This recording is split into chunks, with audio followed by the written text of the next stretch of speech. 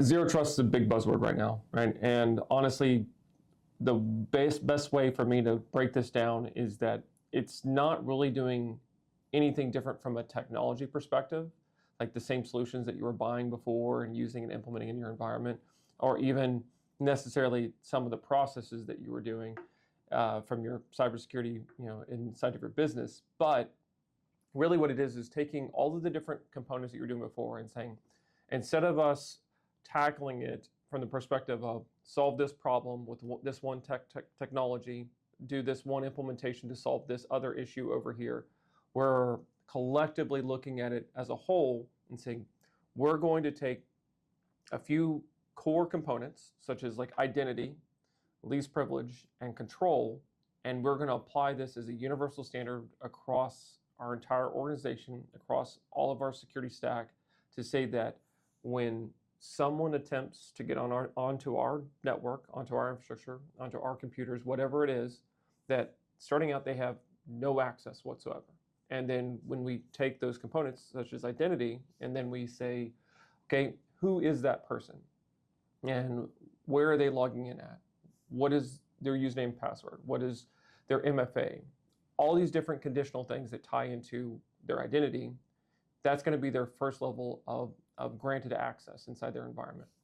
Once that happens and they're granted access at some level into it, then the next piece is when they're on the infrastructure, on the network, and then they need to do something different, then they're going through another level of authentication or trust level, which typically ties to least privilege.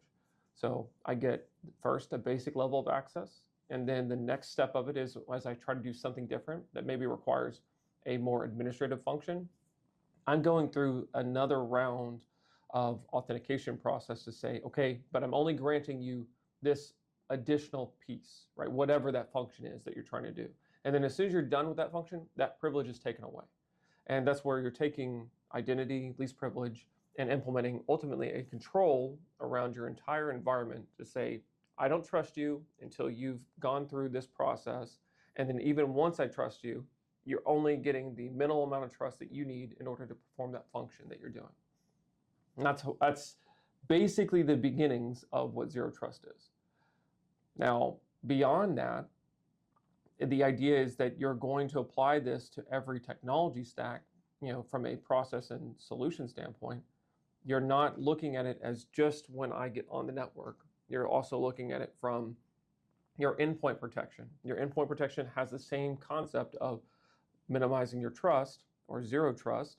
And so when you get on there, even though you've been granted access to the computer, your endpoint protection platform is still going to limit that access. And then it's going to prevent you from doing things that you're not supposed to do.